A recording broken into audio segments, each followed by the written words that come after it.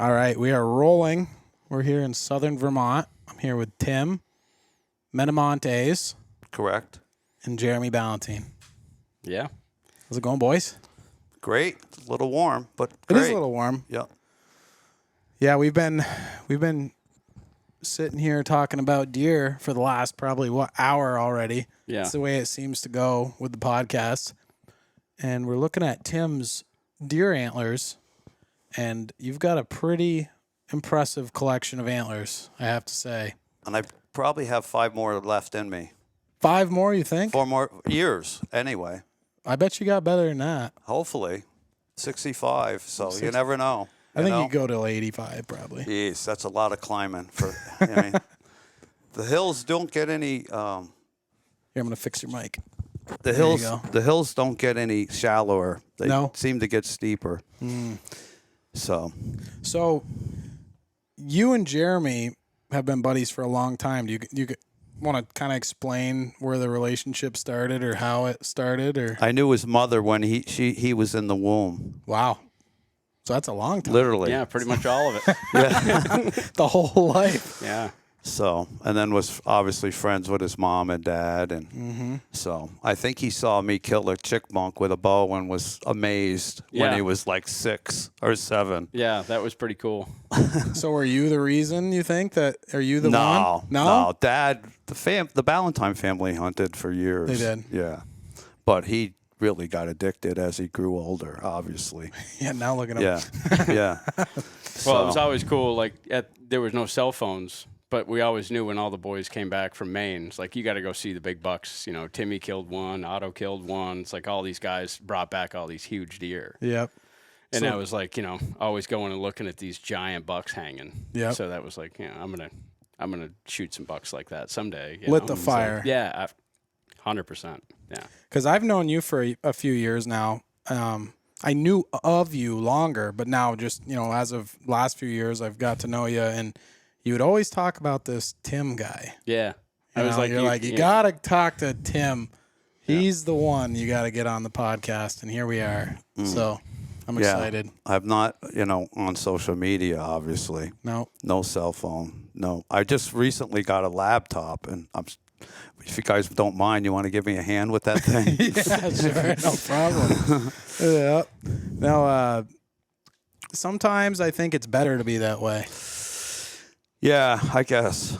I mean, I feel like this phones and the social media, and it kind of pulls you away from, It's a distraction. It's a distraction. Yeah, it's a 100%. distraction. totally. Yeah. It really is. Yeah, I don't have anybody pinging up my ass, kind of thing. No. When you're out texting out and about, me. Yeah. No, nobody. You're a free bird. Pretty much. Yep.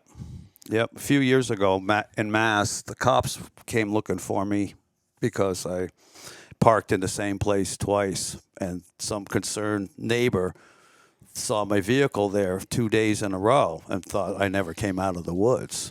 So they sent the Ashfield Police Department, which consists of maybe 2 people searching for me.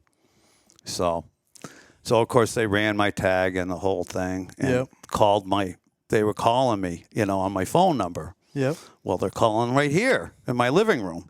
I mean, we left messages. You were in the woods. Yeah. Yeah. So I you don't have a phone? I said, yeah, it's in Jamaica. Oh my God. Oh man. So when did you start hunting? How did you get involved with the outdoors? That's weird because nobody in my family hunts. My dad doesn't hunt. Really? Nobody. No. When I was a kid, there was a friend of mine in school whose father was a big fisherman. He fished and and I started fishing. And of course, in the so-called old days, the social media was Outdoor Life, Field and Stream, Sports and Field. Right. I got a subscription to all those mags. I used to get them, monthly. I read them, constantly, and then, started getting, I always shot an arrow, as a kid, had a bow from forever, and shot arrows and stuff, and then of course got a BB gun, and then graduated to a shotgun, and I still have my first shotgun. So, and then started, small shoot squirrels and all. I started at the bottom of the barrel kind of thing, and then graduated into the more big game. I mean, that's one thing now. I mean, these kids that start now, they're starting them out shooting an 8 big pointer on Youth Day. Right. What's next? What is next? They Not a lot of up from there. No. They shot 100, an 80-pound freaking 8-pointer opening day of youth season. They never shot a gray squirrel. They never did any of that stuff, So you think it should be more of a slower progression? Oh, of course, like anything. Yeah. I mean, it's like a job. You don't start you as the CO. True. You start sweeping the floor first, That's a good point. So, I mean, how do you get to learn anything if you're just, dad takes you out and sticks you in a da-da-da-dum and you shoot this big buck? No, you got a point there. And I think, a lot of kids, they go out on the youth day and they shoot a buck, and then that's it. They kind of lose interest in it. And I think social media and phones and video games is pulling kids away from hunting more than ever before. Oh, totally. No doubt. So, I mean, he would shoot anything when he was a kid. Me too. Yeah. That didn't wear off all that long ago. No. Yeah. But that was a hard habit to. When did you stop shooting small bucks, Jeremy? I really once I started elk hunting when I was 19 years old, that took up a lot of my fall, and then I would get back, and I never really got into targeting big bucks until I shot my first one. And I shot my first one when I was like 21 years old, and then I was just like, this is different. Oh yeah. Like it's way different than just shooting a buck. Like these big ones are special. So that's when I started. That was my first big buck, and I shot him tracking in the snow, and I'm like, I got to figure this tracking thing out and start finding more of these big bucks like that. So it was probably around 20. 20 you started. Yeah, that was when passing them. Yeah. That's when it started getting a little more serious. Like Gotcha. it wasn't just deer hunting anymore. I was trying to shoot a good one. What about you, Tim? Did you start letting them go at a certain point, or? When I started hunting in the Northeast Kingdom is when I was more big buck oriented. Really? Yeah. So when you started down in here, high school, I mean, So down here in the 70s, if you shot a 6-pointer that was 120 pounds, you killed a monster. I'm not kidding you. in Vermont, that was a good one. Yeah, I mean, everything was spikes, 4-pointers, little basket rack, type things.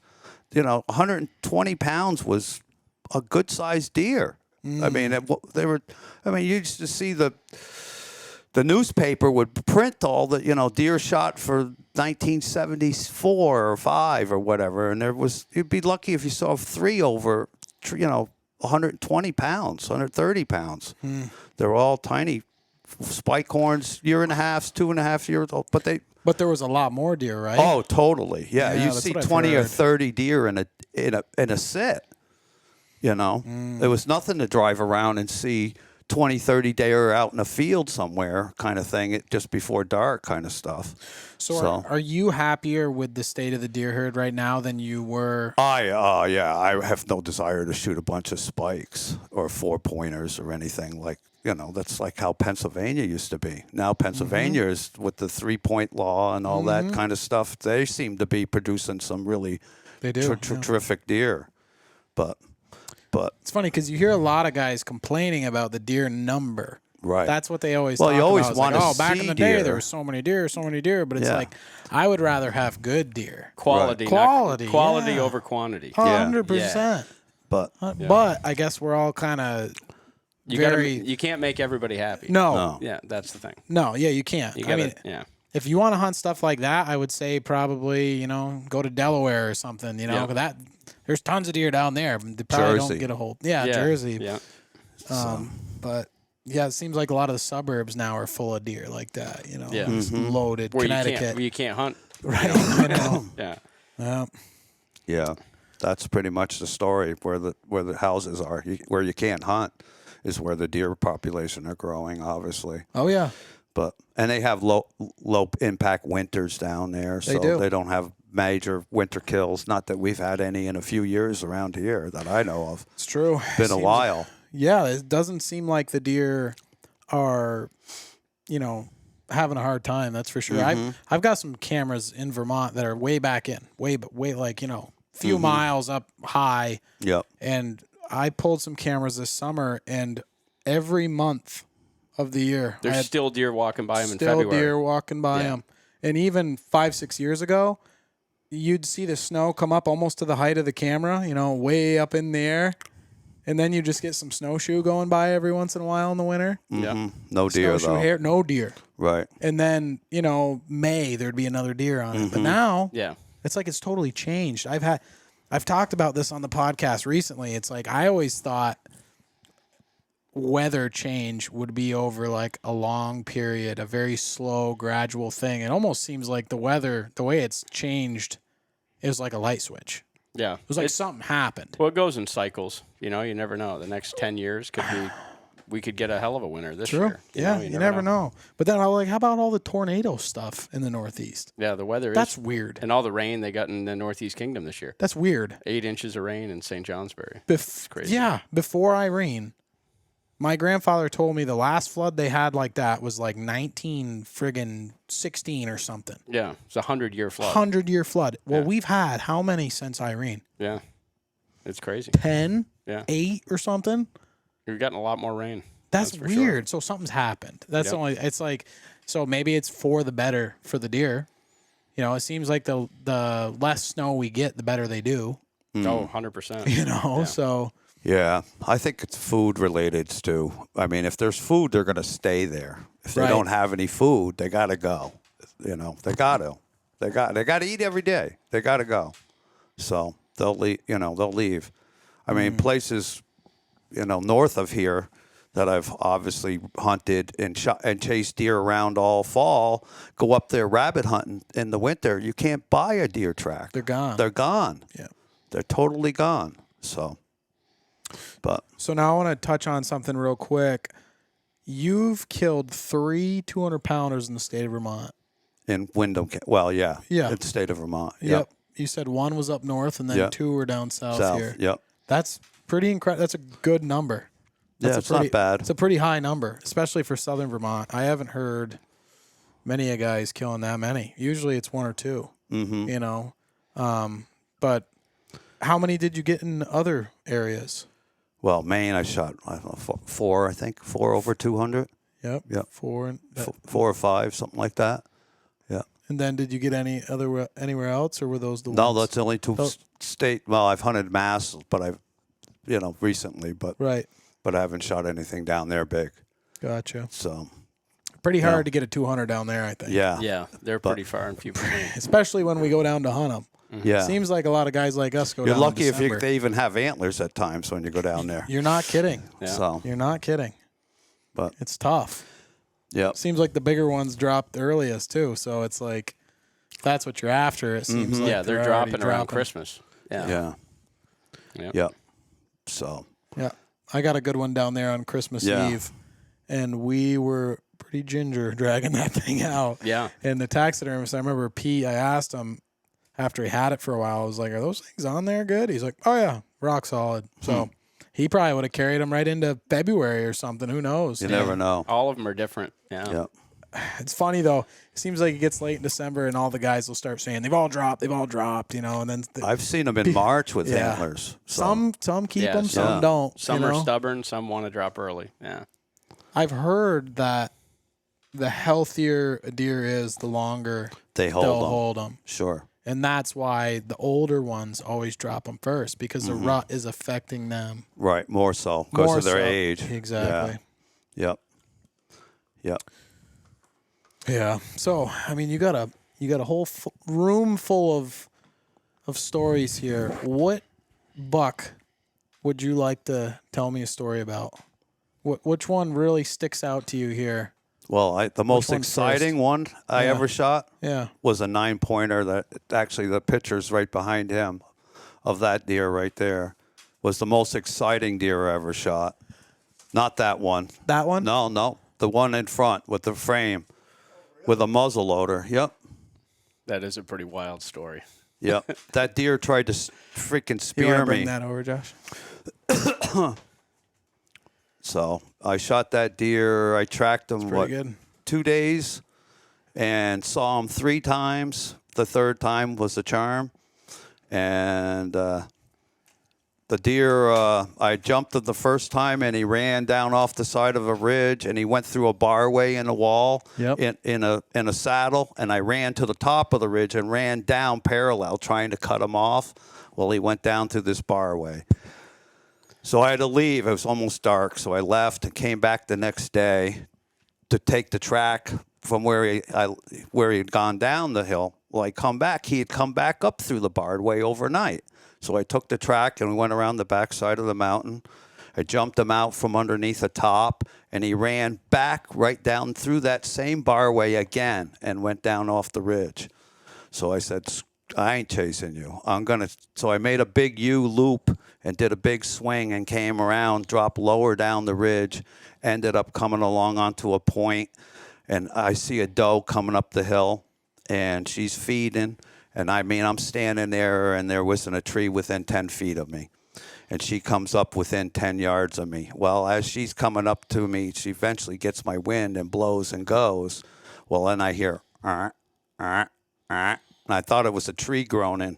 And then I hear it again. I said, well, here comes a buck. So here comes antlers, head, body up the bank. I had a muzzle loader. Boom, shoot him.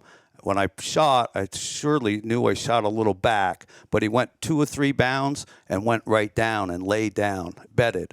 So I'm ramming another round in, and before I could get the gun loaded, he got up and he went down over the hill. I said, well, I'll give him a little time. Well, I couldn't give him any time. I went. Too excited. So I went right down to the bed. There was a small, puddle of blood in the bed. And I followed his track down the hill, but he wasn't bleeding as I was following him. Well, I came up behind him at like 30 yards. So his butt was facing me. So I took a step to the left, and I put it right on his rib cage and popped the trigger. He went bum, 2, 3 bounds down. So I didn't even reload. Walked up to him, start looking at him. He's laying on his side, and he's huffing. And I'm counting the points. And he came back to his feet and went by me as close as you and I are. Holy shit. That's I was like, good. whoa. And he went running by me. So I went to reload. I was so shook up. I dumped the powder. I missed the freaking barrel, dumped it all down on the snow, had to get another load out, freaking reload the gun, went back. He went about 60 yards and was laying down. I walked up to within 40 of him and shot him again. He jumped up and went a couple more bounds and then down and was done. So that was pretty exciting. That's a pretty good story. But, yeah. Not bad. And he's a beautiful buck. Yeah, it wasn't a bad one. No, he looks like Like a real 165, 100. Yeah, I think it was 160, 165. Yep. Looks like he had some good snow, too. Yeah, I had some wicked snow. Actually, Jeremy's mom took that picture. Yeah, Oh, I no was kidding. just a little kid at that time. He I was remember sled riding when I brought it to his house. I was riding a sled in the yard, and he pulls in. And he's like, "Why aren't you deer hunting?" I was only like 8 years old. Yeah, right? Yeah, why aren't you out there? Yeah, well, the truck wouldn't start. I was only 8 years old. So. Yeah. But I remember seeing that buck. Yeah. And then hearing that story, like in real time, he was still pretty wound up. Yeah. Exciting hunt. Yeah. Man, that's cool. That's the closest I've ever got, To getting rammed. rammed or tined. Oh, my gosh. But Good photo, too. The first shot was back, and I hit liver and one lung. Yep. And then the second shot, which he was wicked quartered away, the bullet rode the outside of his rib cage and exited out his armpit. Never touched anything. So internally. And what muzzleloader was that at that time? Oh gosh, that was a Gonic Arms. Were you shooting a Sabot at that point, or was it? No, it was like a 380 grain for freaking solid cast freaking lead. So they weren't great. Huh? They weren't great shooting things, or were they? No, they shot good gun. Really? It was all me. It was a good shooting gun. No, I just It was an inline and everything. I've never used. I didn't know how they shot. I know my dad would tell me stories about the round balls. He said those things sucked. Yeah. I had a gun like that back in the day. Smooth bore. The first, no, it was rifled, but in Mass you could only hunt with a replica pre-18 something. Really? Yeah, I didn't as a know muzzleloader, open sights. Really? In the early days, and it was only like a 9 or 10 day season. So I bought a left-handed hammer because I'm lefty, left-handed hammered muzzleloader. I tried shooting every conical bullet they made, and I couldn't get that thing to group with nothing. So I had a peep on it with a blade sight, and I did some research and found that the twist was too slow, so I had to go to a round ball and a patch, and then I could get the gun to group. But I never shot a deer with it. I think I only hunted one season with it down in Mass back, I don't even know what year it could have been. Had to be in the 90s, something like that. Could you ever rifle hunt in Mass? No, not to my knowledge. Not my lifetime. It was always So shotgun. it's always been shotgun Yeah, down there. and it used to be only smooth bore. Did you know that? You couldn't use a rifle shotgun. I bet it was incredible down there. So It must have been there wild. wasn't a lot of deer. No? When I was hunting down there wasn't a lot of deer. And the guys I hunted with, they were Macedonians. Yep. They did drives. So, but I still think they do a lot of that down they there. probably do. Yeah. Yeah, they do. So I've we were seen going through the laurels and banging sticks on laurels, trying to push deer to standers, Yep. kind of thing.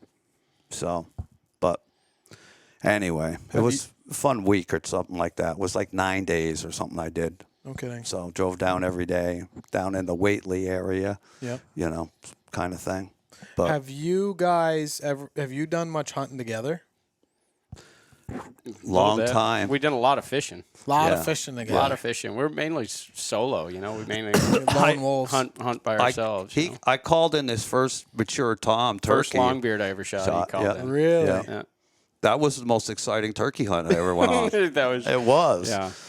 It was. What happened? What was good about it? Oh, we had that bird around him for half an hour, 45 minutes. It was in the most miserable, like where we run rabbits. Oh, so yeah. it was like the bird was in this nasty spruce thicket, and it was all low spruce and blowdowns and everything. And it was like he was behind me about 10 feet or so, and he would call, and the bird would be gobbling, and I'd get ready in an opening, and the bird would. Well, I had him. It would go the opposite way. I had him and it sit in a hollow freaking beech tree stump.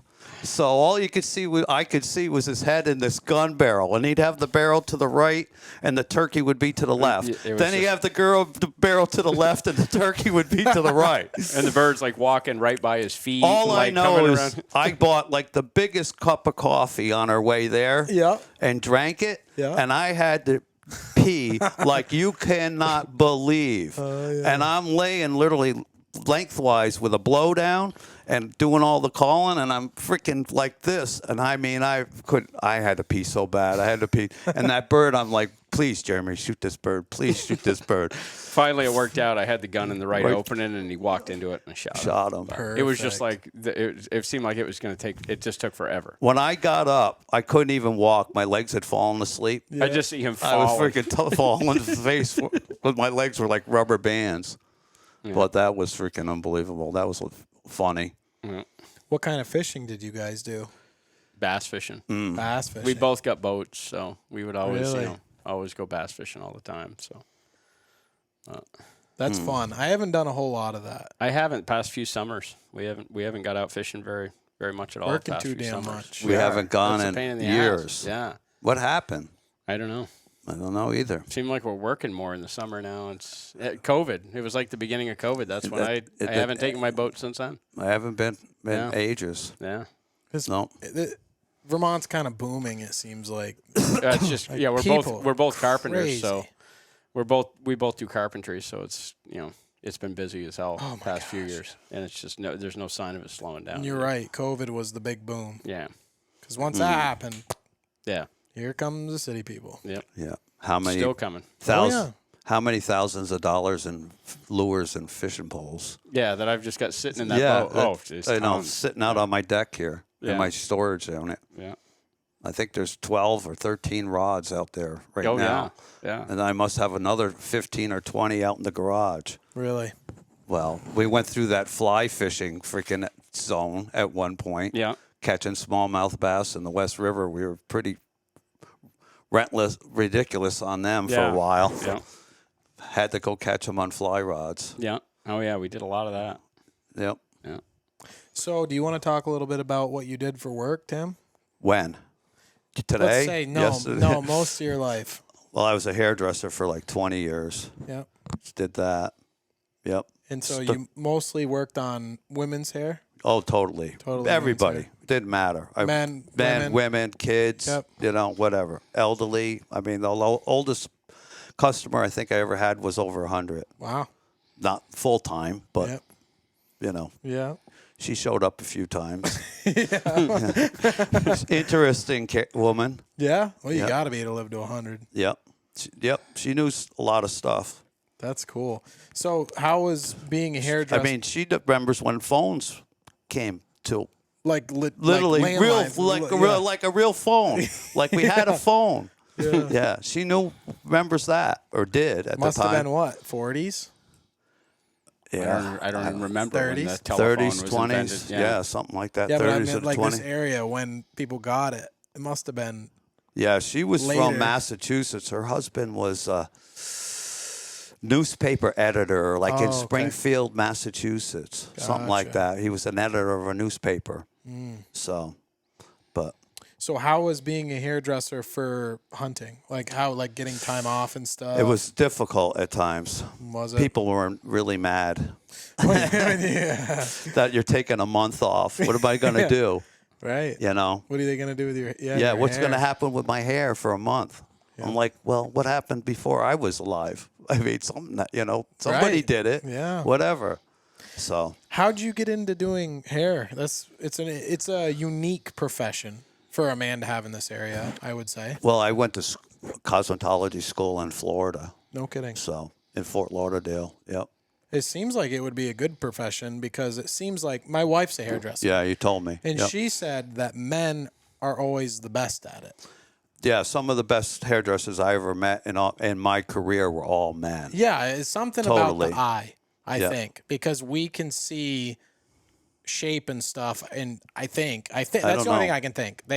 We have a better eye for it, maybe Mm-hmm. or something. I don't know. I don't know. Yeah. But they were some really good guys that I had worked with through the years, especially in the Miami, Fort Lauderdale area. Oh, I bet. That were really incredible hairdressers. There's good money So- in that stuff. Yeah, especially really is. somewhere down there where people have a lot of money to Right. spend and are willing to, spend that kind of money just to look good, Yeah. kind of thing. Because like guys think we're bad. mean- They think we're bad with hunting stuff. Women with hair, Can be it is outrageous. crazy. Can be. It's unbelievable what they'll spend every month, and it's just gonna grow back. Just to get colored. Just to get Right, colored. Right, It's because they're too unbelievable. vain to live with the gray, I you know? guess, yeah, Or whatever. Or they don't like the color they were, yeah. Or their hair's straight and they wish it was curly. That's Mm-hmm. the thing with, with that. If their hair was curly, they wish it was straight. Straight. Yeah. So, Women, I don't know. telling you. So, What year was it you first started going to Maine? That had to have been in the. late 80s, like 88, 87, something. I think I shot that deer in 87. And That he was was the your first- biggest one, right? Biggest deer I've ever shot. Yeah. And what did he weigh? 262 dress. Oh. Yeah. That's like So- not even a whitetail at that point, you know? First week of the Oh, my season, dry God. ground. Yeah, how'd you get him? Well, it was there were 6 of us that went up there. Okay. And we kind of like swarmed a hill. That's 2 of the guys had been on the ridge the day prior and ran into a bunch of good sign. So the whole 6 of us all went into the woods together, kind of thing. 3 different pickups, 2 guys per truck, kind of thing. Drop one off, go up the road, drop another guy off, kind of thing. Parked Yep. it, whatever, and just head up the ridge. So we had like the most incredible freak thunderstorm in November you can imagine. I mean, the skies opened up, thunder, lightning, torrential, like tropical, like thunderstorm, storm. unbelievable rain. And I was lucky enough to be standing next to a big yellow birch tree that had topped over to the point that I was able to crawl like underneath it, like hunched over. And the tree was big enough that the rain just went by me. And I stayed totally dry. Perfect. Where everybody of the six of us got totally drenched. We got woolies on, wool, totally suited, up. They all went back to camp, and I had no idea. No cell phone, no walkie-talkie, no nothing. So I just kept on. Once the rain stopped, I just kept on going. So, of course, dry ground, but the leaves were wet and stuff. You could see deer tracks, trails, rubs, scrapes, whatever, going through the woods. So I just kept staying inside and following it up. Well, I made my way up toward the top of the ridge, and it was bumps of spruces with ravines of little mixed hardwoods and stuff in between them, and I'm just popping, up and up them. As I'm coming up this one bump, I could smell a buck. So as I eased myself up over it, there's a buck standing there, that one, and had he been making a scrape, which I didn't know he was doing at the time, but he's standing there looking, facing me, and I could see the base of his antlers. So I put the crosshairs right on his chest and popped the trigger, and off he went. Well, as he ran, and I see that right side and that big, I was like, holy, I had a slide gun, and I just started letting him roar. Yeah. I shot at him, I guess, 9 times, hit him 4 times, and he went down over the, out of sight, and I heard him crash, and he was done. Did you know it was like a mammoth of a Well, buck? no, not till we started like really dragging him out. Till I really started dragging him out, did I realize how big he really was. And then once we got him to how he once we got him to On bare ground. yeah. were you alone dragging him? No, Oh, you got I the left boys? him in the woods overnight. Oh, okay, yeah. That's Yeah, right. couldn't get him out that night. They tried. I went back to the deer, and then they circled around, and we shotgun, and they tried to get to another road that was closer, kind of thing. But I ended up walking out in the dark by myself, and then hitchhiked back to the camp because I didn't have a vehicle. They took all the rigs and went around on a Were different they just road. gonna leave you? Well, they were trying to make their way to me to, Gotcha. but they weren't getting there. Gotcha. So I said, they ain't going to make it. There's no way. They ended up in a big cedar swamp, and it was just, Oh, yeah. And I bailed and walked out, hit the road, log road, walked down to the main road. An old international scout with some guys came along, and I stuck my thumb out, and they picked me up, gun and all, took me back to the camp, dropped me off. And then they showed up like 15 minutes, 20 minutes later. No kidding. We went back the next morning. The 3 of us dragged him out. So took us all day. I believe that. I believe that. He's got a pretty awesome rack. He's definitely kind of a non-typical. Definitely unique. Yeah, he's got one great side, one right. The right side's incredible, and then his left side is like a giant Spike horn. spike. Two big bladed points. Two big bladed points. Mm-hmm. And that's And his not eye like an guard injury, comes I don't down. think. No. Yeah. Just an old warrior. I'd say probably. I bet he was probably 7 or 8 years old, approximately. I bet. Had to have been to get that big. But What a buck, man. You've killed some giants in Maine. You got all down along that wall. And we took some footage earlier that I'll put in now of some of the bucks that you've killed. But, man. That one with the big brow tines there, that's another bare ground deer. You've killed some giant bucks on bare ground, man. Yeah, tell them the story about that. That was a cool with that. You had the snow to find that deer with the. yeah, I had shot another buck in that exact same spot 5 years prior. And every year when I would go up there, I would check that there was a runway that was kind of like a pinch that bordered a string of beaver ponds. So every year I would go and check that runway, and there was always a buck track on it, but never a really good one. Well, after 5 years, there was a good Big one. Yeah. So I went in there on a Sunday, and we had, the first snow of the season, which is usually, a couple of inches wet, but it's gone in 24 hours, if not less. So I went in there on a Sunday, which of course you can't hunt on Sunday. So I went in there and sure enough, there's a wicked good track going right down this runway. So I had I don't know if you ever heard of a tree lounge, tree stand. Kind of like a saddle, right? No, the With, tree like, lounge was an It's old, a climber. really, freaking stand. Had to have weighed 40 Have you ever pounds. sat in a tree 25 feet up in a recliner? That's what it is like. that nice? Oh, yeah. Why don't they you make could them anywhere? sleep old in it. school climber. Yeah. Yeah. You could Really? sleep in it. So I had a tree lounge. Okay. So I brought the tree lounge in, Okay. hooked it onto a big yellow birch tree, and then went in the next day, which was Monday. Went in and sat Monday morning. Well, it got cold overnight, and it was crunchy, whatever. But I get up in the stand, and I could hear something, coming. Well, here comes this little 4-pointer that I let walk. So, and it was going from my right to my left. So I climbed down about 10, 11 o'clock and started, still hunting here and there, going to different places, whatever, and obviously left the stand.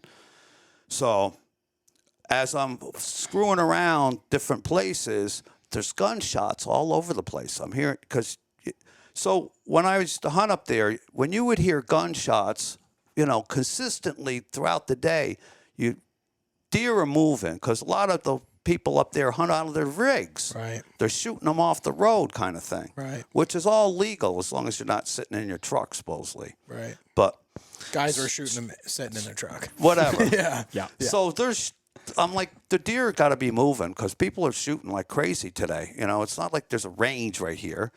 So I said, I'm going to get back to my stand. So I went back to my stand and got back up, and it's like maybe 2 o'clock or something like that. By 3:30, I heard a stick snap. I turned to my left, and that deer is coming down the bank, headed down that run, and I plowed him. So What a beauty. So He's got a beautiful rack on him. yeah, it's too bad his skull's all busted up. He fell off the wall one time. And Oh, really? Hit the floor and broke all it. The European mount Yep. broke his nose all off. I would say he's a mid to high 130s rack right there. Just a giant. Yeah, I think he was 2010 or something like that.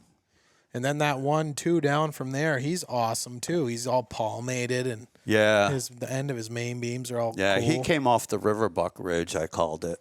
Really? Yeah, there was a ridge that I hunted exclusively for years. I think Was he 200? Yeah, it was like 2010, 210. 26, 206 or something like that, 210. I don't remember exactly. It's written down. I have it all written down. I have all the tags. Really? From the original tags are behind each skull plate. Oh, that's a good With it idea. all written down. Yeah. What day I shot him, what the weather was, Oh, that's cool. what I shot him with, that kind of thing. Mm-hmm. So somebody, when they cut them up into dog chews, will be able to go through that.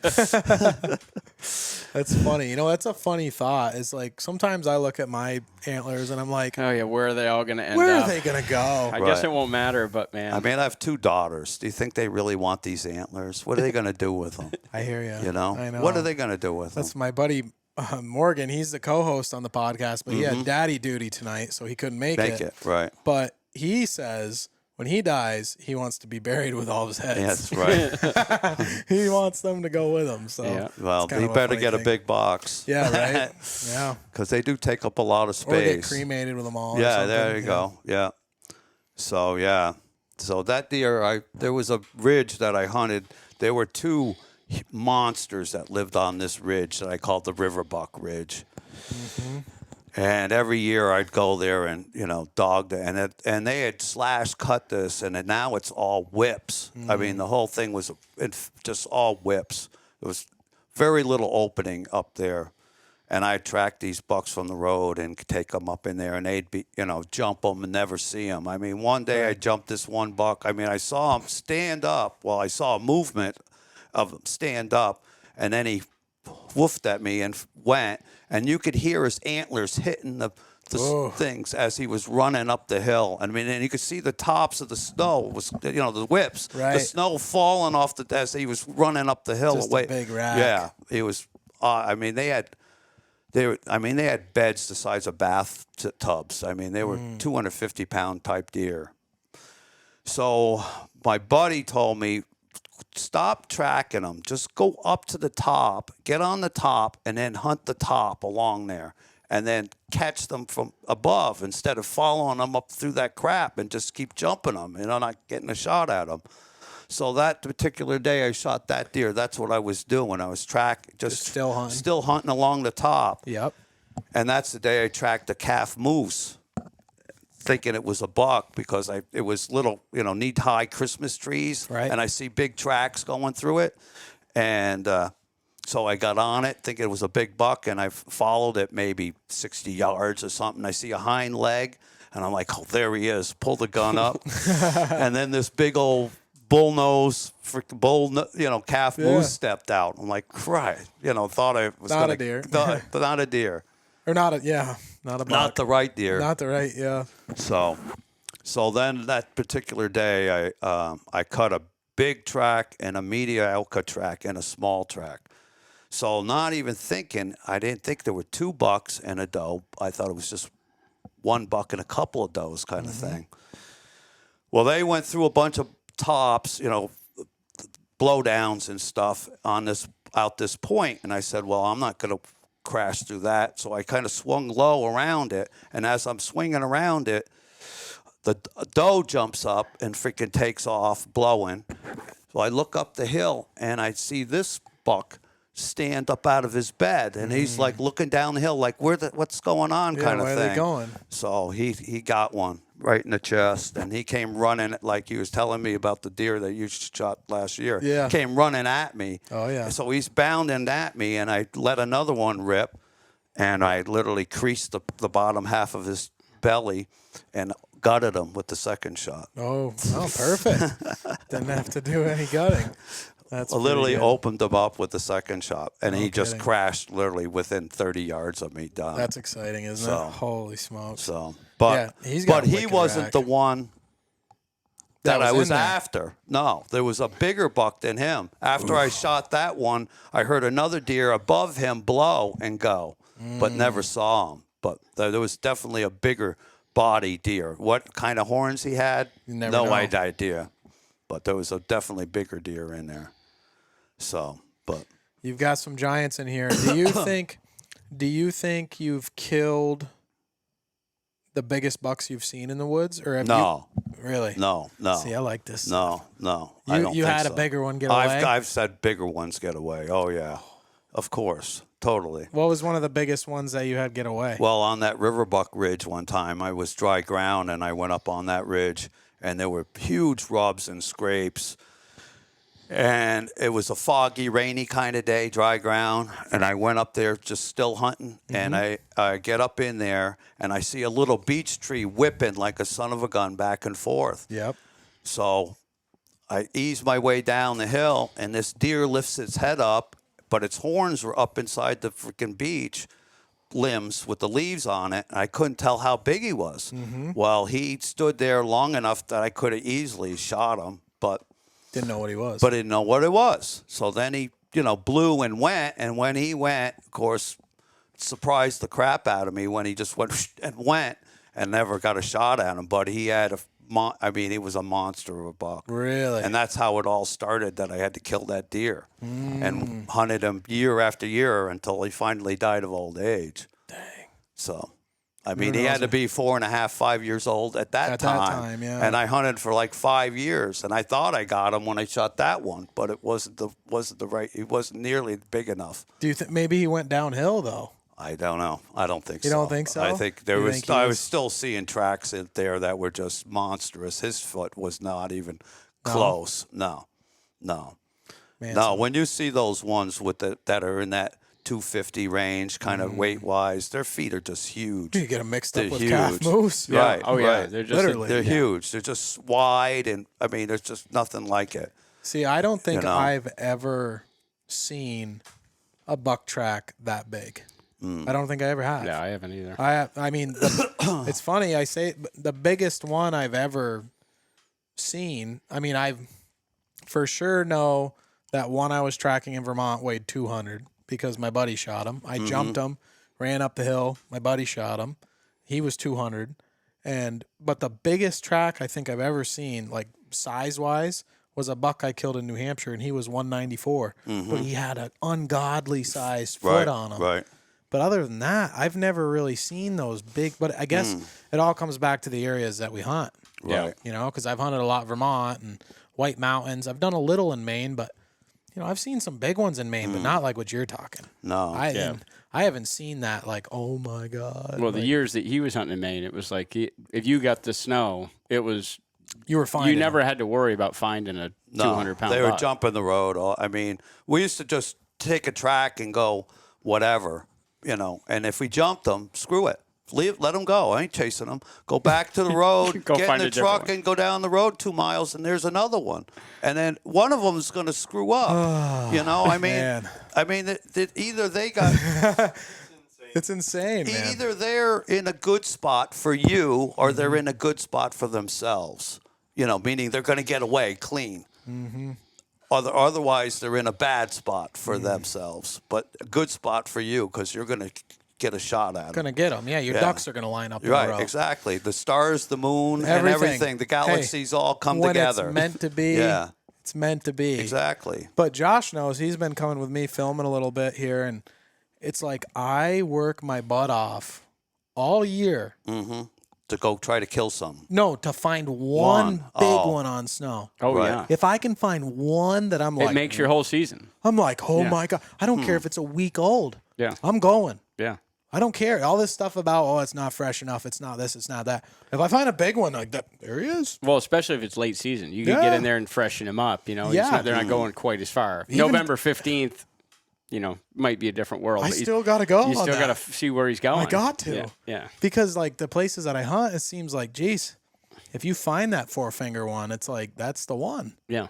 That's know? that's what you're after. That's what I'm after. And but who knows? This year this is the first year I'll have more time, so maybe it'll be different. Yeah. I've always been a weekend warrior, so when I find that big one, it's like, Yeah, there's not much you can do in a weekend. So then when I used to go to Maine, I was there for the season. all 6 weeks, Whatever, or right. 5 weeks. Yeah. I mean, my ex, she used to get so mad. I mean, there was no cell phone. Not that I would have called her anyway, but I mean, I never even called her in 5 weeks. Just hunt the whole time. Then, so bring the muzzle loader. We're staying. We didn't kill one with a rifle. We're staying the muzzle load. You know, so You're sick for it.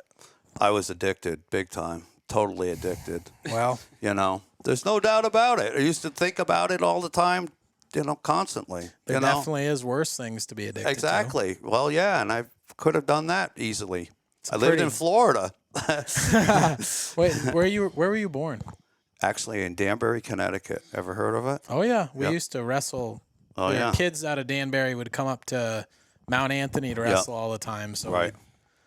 I remember we'd go down and watch the duels, Mount Anthony versus Danbury or whatever, and Yeah. they had some wicked good kids come out of Danbury. Yeah. Yep. So you didn't hunt much down there? Or No, squirrels, that kind of thing. Right, small game. They did some, pheasant stalking and that kind of stuff, and down there. I mean, there were deer. Now you go down there now. Right. I mean, it's literally like runways going by people's swimming pools. I mean, just unbelievable amount of deer. I mean, I've driven down there just to fish before. I mean, there used to be some wicked trout fishing down in there. Candlewood Lake was wicked good trout fishing. Big rainbows, big browns. No kidding. Went down there fishing, years back. Years later after I'd moved up here, but went down there and we did a ride around kind of thing and like places where I had lived and stuff. There's deer trails going down. I mean, literally like through people's yards. Cow paths. Yeah, exactly. Unbelievable. But I tell you what, there's some bears down there. 'Cause I don't doubt it. there is too many bears in Connecticut right now. Oh yeah. I had a camera I left down there last summer. Mm-hmm. There was a spot that I was kind of interested in, and it's the only place that I've ever felt like, ugh. Like, you get that kind of like, there's too many bears in here kind of feeling Yeah, without Jersey. a gun. Yeah. Oh, well, Connecticut's getting to be that way. Yeah, And at least in the area I was in. Because it was a swamp, and there wasn't bear trails. There was bear tunnels. Going through the And alders there wasn't and stuff. just like bear poop here, bear poop there. There was bear poop. Yeah. You know? And like on my camera, I hang them high So they never got my camera. My camera was 10, 12 feet in Yeah. the air. I'm telling you what. Constant bears walking by it. Yeah. All year round. Yeah. Huh. 400 pounders. They don't have to hibernate down there. Like And they nobody's do. shooting them, No, apparently. of course No. not. No. I wouldn't want to go back in there without a gun. This last time, I was just down there a couple weekends ago. I'm serious. Like, I had the knife. Like, I had my knife in my hand. I'm, like, going through. Like, I know they won't hurt you maybe, but I don't know. They're getting people in New Jersey, Well, aren't they're they? not. They have no fear. That's what I'm Yeah. saying. Yeah. I do. Yeah. I got a knife. I'm like, well, this is going to get Western really fast, you know, but because you can't have a gun down there, I don't think. No. The way I'm going about the whole gun thing lately, especially with Mass and New York, it's like, if I don't know, I just don't bring one. Yeah. Because I've Pretty heard much. horror stories of New York guys going over the border and friggin' getting thrown in the pen Oh yeah. for having a gun in their truck. Yeah. They have no sense of humor with that. No. Yeah. Not like Vermont. We're pretty much going to have a gun. Yeah. Vermont, New Hampshire, Maine, you're safe. But Mass, New Hampshire, Connecticut, or not New Hampshire, New York. Well, how do you go to Mass to hunt if you don't take a gun? Muzzleloader. Well, shotgun. Yeah, but I've never shotgun hunted down there. Oh, You have to have like a funky little sticker on it and everything, I guess. really? I never had a sticker, there's no semi-automatics now. I knew Starting this that. year. They just but I don't have a. How semi- long till you can't friggin' gun hunt down there? Probably not long. Well, Wait, what's weird? You go to Massachusetts. I can go down there. I got all the hunting licenses. I got the gun in my truck. Everything. I can't buy ammunition in Mass. Well, it makes sense, right? Yeah, it doesn't make any sense. Gun laws don't make any sense, anyways. I'll tell you what, on the brighter side of that coin, when they do away with gun hunting in Mass, boy, it's going to get good. Oh yeah. It's going to get good down there. I just hope it doesn't work its way up this way because, I mean, God, that would suck. Yeah. I hope we don't see that, but No. I I guess don't know. selfishly, there would be a lot of big deer down there if all the gun hunting went away. Yep. Well, the muzzleloader is, obviously pretty deadly. Now they are. Yeah. The old woodman. Yeah. Do you have a Woodman? No, I don't. I've never graduated to the Woodman. No? No. No. But even, I have a Thompson Center Pro Hunter. So that's a good muzzleloader. it's a very good muzzleloader. Yeah. Do you shoot blackhorn? No. Just pyretics. Yep. Jeremy, you got to get him on blackhorn. He's killed. His gun always goes off, and I everything. know, He hasn't but had you any don't have to problems. clean it. Yeah. I don't have to anyway. I mean, I clean it, but I don't have to. I mean, I've shot, what? How many bucks have I shot? 7 with a freaking muzzleloader? And 3 or 4 with, like, one. What the heck did I shoot it? 4 times? 3 times? And a lot of them are all foul weather too. It's all in snow. Rain. Well, you got good Yeah. luck with it. Yeah. Because when I I have shot never had- Pyrex, I had terrible luck with it. I have never had no problem. Never. Nothing. Well, No. hey, if it's not broke, don't fix it, Yeah, right? and I shoot power belts, bullets, so they foomp right down. You're getting them. Multi rounds. I have no problem. The only time I had problems when I was shooting those Hornaday XTPs. Red tip. No, they weren't red. They were hollow points. Gotcha. Yep. So, and I found that they didn't penetrate very well. No. No. Well, when you walk up to a 170 pound buck at 10 yards and shoot at Point blank. yeah, and it doesn't go through, That's not not a a good sign. No. So yeah, I shot that 9-pointer the opening day of muzzleloader, and I tracked him in the snow and shot him in his bed. He never got up. So There yeah, he was. flopped for. I shot him 3 times, but he kept flopping, so I kept shooting him. Oh, yeah. So I got to the point where I walked right up to him and then literally got on the uphill side of him and shot him again because he was still trying to trying get to kill up, him, yeah. trying to put him Yeah. down for good. I mean, dead. Yeah. Stop breathing. Yeah. And That's that was the the deer that I had the trail camera Yeah. picture of. And we Yeah. found Hey, the you guys sheds. want to talk a little bit about that? You have some cool history with that buck. Yeah, that was pretty cool. Started out was I just ran a trail camera on an apple tree just to see what, and the camera was there for over a month, Right. like the end of September all through October, and I had that buck under that apple tree one day in that entire month. But The 28th of October, wasn't it? yeah, it was the very end, and I think he was just heading somewhere for the rut. It was starting On to his be way. that pre-rut, and he was just traveling, and he stood there under. I got 20 pictures of him. So you could definitely identify him. And he's a good one. And he's a good one. Yeah. And then found his antlers, that had to be 8-9 miles as a crow flies south. Right. And didn't even think it was the same deer, but then was like thumbing through pictures after I found the sheds. And I'm like, man, it looks just like that one deer I got the pictures of. That's a long ways away. And it was. It's the same buck. And then Timmy killed him like 2 miles away from that apple tree, muzzleloader season. And he was like 2 miles the opposite direction. I wonder if he was coming back. I don't know. No. No? I think some I of mean, them, I was some of them deer, I shot think another deer in there Thanksgiving Day with a rifle in the same woods that same year. And I had cut a big track in there. So you think he was in there? He was in there. Yeah, there was a bunch of does in there. And but I was hunting more even further north up toward the other end of that woods. And prior to that. And then I did do a day, one day it was crunchy, and I did a day in the woods where I shot him in that piece further south. And I jumped like 3 different families of does that day.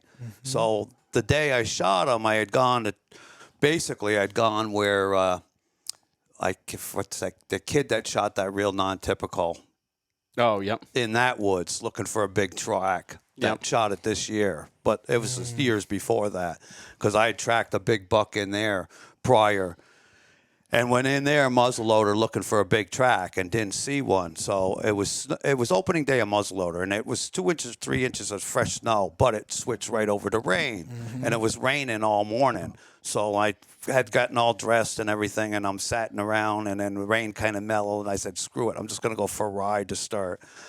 So I did that loop looking for a track crossing the road. There was no tracks. So I mean, some doe tracks, but no big tracks. So I said, well, I'm going to go out this other road and there's a snowmobile trail and I'll take that snowmobile trail out and see if I can cut a track on that. And there was a bunch of does that I had marked on my GPS where I'd jumped them earlier.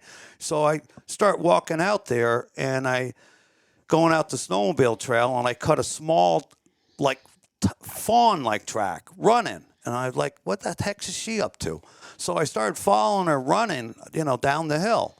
And I was like, well, I started thinking about it. I said, why is she running? So I turned around and backtracked her. Well, 30 yards from where I picked up her track, there's a big buck track. He was obviously running her. Yep. So I got on his track and started following. Well, I'd hunted this woods before. And I'm like, man, he's going to take me up over the backside. It's all thick spruce over there. It's going to be nasty. I'd probably jump him, never see him kind of thing. So it's the only bit of hardwoods in there was basically where I'm tracking him right now.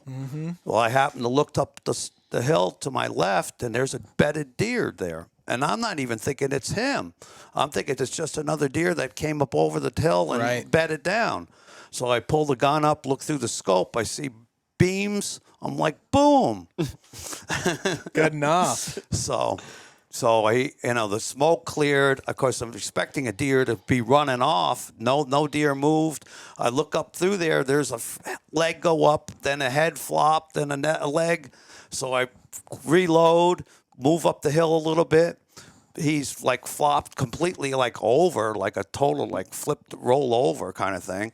Put it on the back of his shoulders in his back and shot again, hit him again, and started reloading again, started walking up there, and while he's still flopping, I walked right up to him and then gave him the third one and ended it. So I was 10 football fields from the truck. Perfect. And they drag nice in that wet snow. Wet slide. I mean, he was kicking me in the butt with his horns. Yeah, right out you go. So that's a good story. But yeah, the funny thing was there was a guy that I ran into on the first loop of road that I went looking for and was shooting the breeze with him. He was out plowing and bitching about it because it's like too wet. Why I'm just digging up their yard. I mean, it's ridiculous to make more right. But so anyway, I'm talking with him and he's telling me, oh yeah, we shot a deer. We saw da.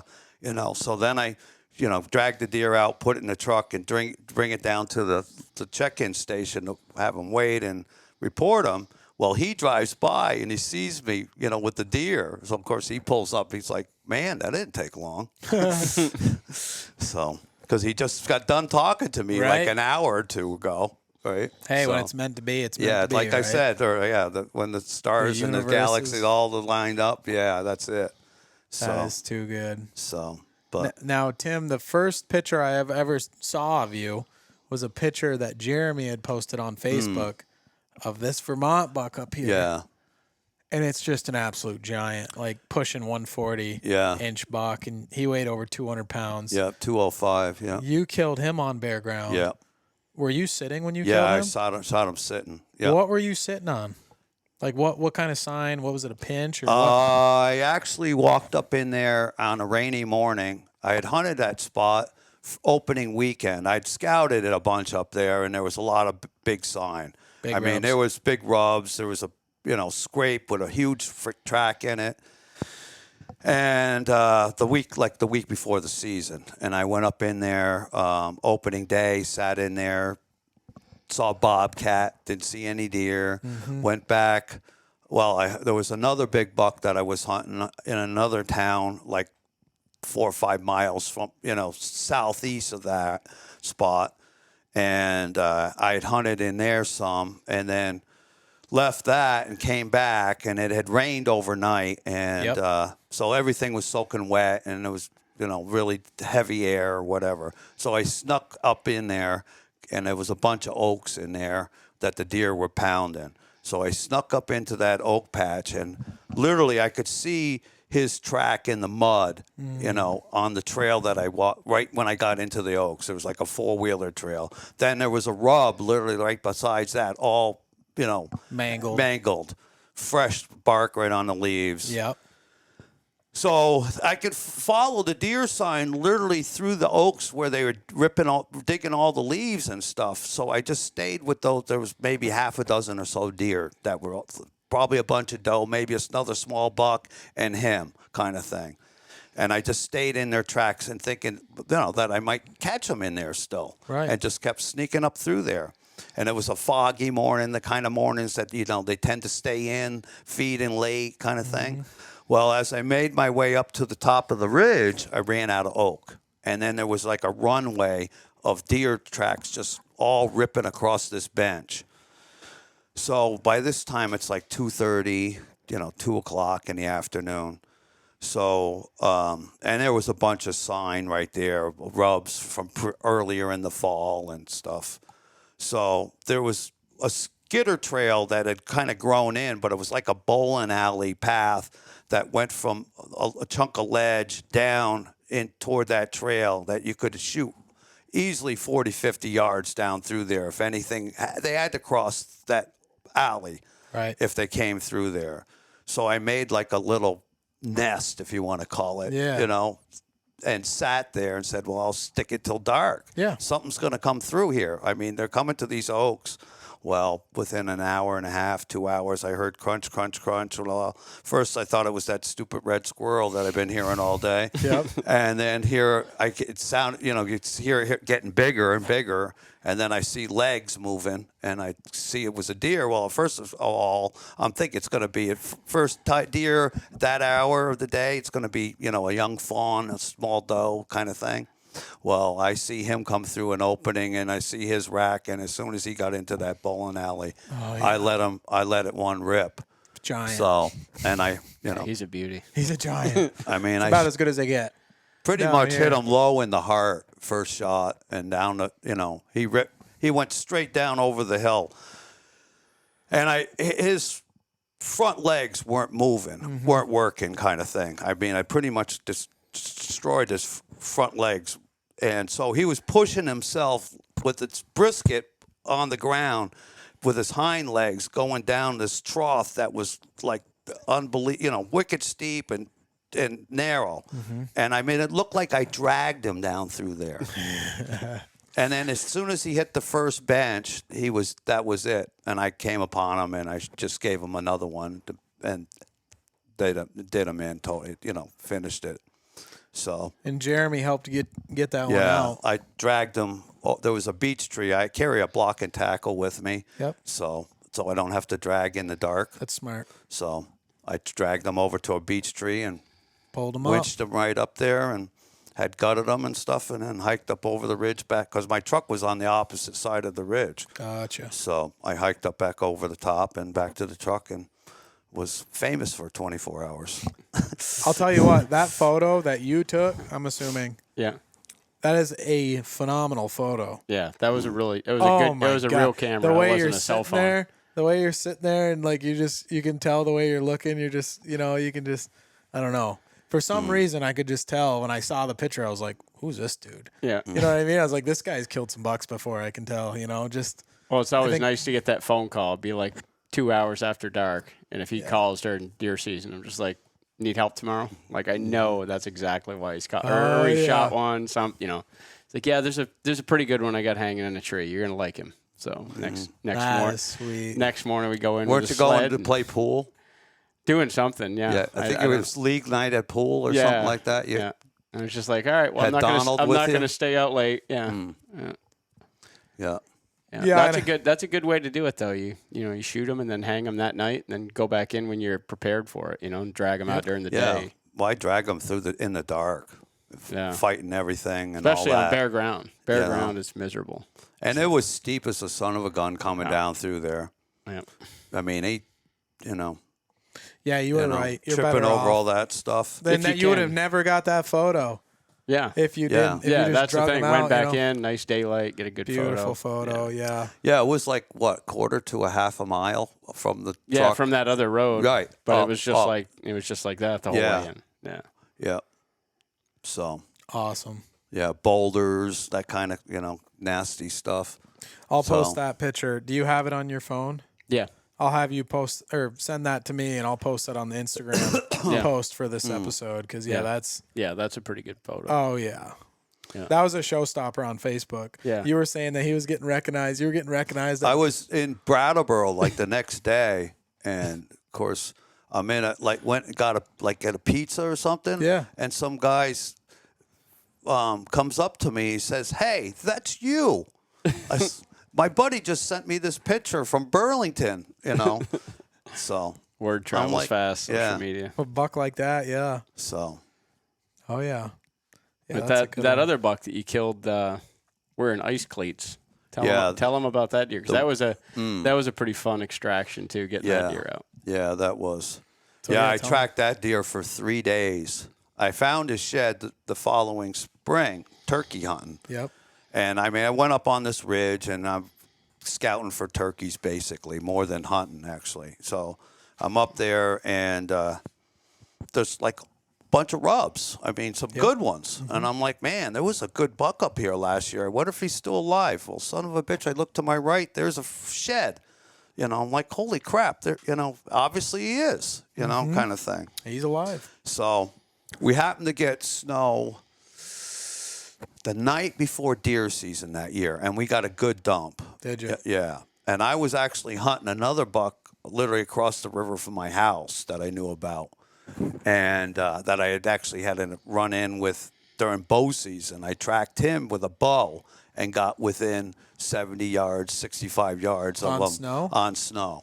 Well, That's cool. yeah. Well, you could bear ground him. Yeah, but I tracked him in snow, and was not able to get him to come. He came another 10 yards with some grunts and stuff, but he couldn't see no deer, so he's like, I'm out of here. Yep. So I hunted over there the first day or two of the rifle season, and there was a bunch of guys in that woods. But anyway, so then I went and started hunting this, shed deer antler. Hunt that deer. So the ridge is like major rock. It's like some major rock, cliff-like stuff, rappel kind of stuff. Really? It is like unbelievable, Gnarly stuff. like gnarly, Yep. wicked gnarly. Like people would go up there and like powder their hands. Rock climbing. Rock climbing kind of material. That's what it's about. What it's Yep. like. Some of it anyway. It's wicked steep. So I went up the top to the top of the ridge the first day I hunted in there, and then dropped down the backside. And the only way I could figure out how to get there was because of the snow. Because you go to the right or to the left kind of thing, and it's like sheer drops. It's like, so by following the deer showed me how to get down over the backside. Right. So I get on the top and I cut a big buck track, and it's headed down to the backside of the ridge. I follow it all the way down to the river, basically, is what it ended up. And then there was a runway literally paralleling the river and tracks going both ways. And I basically flipped the coin and said, I don't know if he went up or down, and flipped the coin, and I went down. Well, he didn't go that way.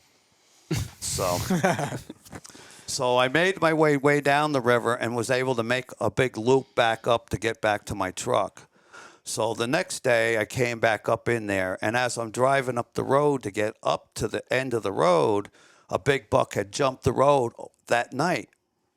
And, from where I came from, the backside, they came up, and had jumped the road and headed onto another ridge on the opposite side of the road. So I took his track. He got mixed up with a doe, and who was in heat, and him and her headed up over the ridge, over the top, and went down and then I hit another major runway paralleling both ways. And by the time I got all the way over there, it was like 3 in the afternoon, 4 in the afternoon, and I stayed until dark, and then came back over, and then couldn't figure out exactly where I got into it, like basically a barnyard or tracks. Yeah. Not know which way he actually Couldn't ended to follow go. So I just hung out there with all the tracks, figured, well, maybe he'll walk in, whatever, and then till dark, and then I hiked over in the dark back to my truck and went back up the next day. So the next day, I just said, screw it. I'm going to go on the backside where the first day where I tracked them, because I couldn't figure out what those deer were eating back there. There was no nut crop. There was no sign of feed, and it's hot, and it's mature woods. Right. It hadn't been logged in years. So I'm like, what the heck are they eating back there? So that was my mind thought. If I can get over there and figure out what they're eating, maybe I can, hunt them out of the food source, because there's no pressure back there. Mm-hmm. So I made my way up to the top, and what had happened is, it had different weather. It warmed, and it got cold, then it rained, then it got cold again. Now the snow was like, you can't even, it's just a hard crust. You can't, not even crunch. You're not breaking through the layer. Ice, It's just ice on top of snow with a dusting of baby powder on top of that. So it was like, miserable. You couldn't walk. Yeah. You could not walk.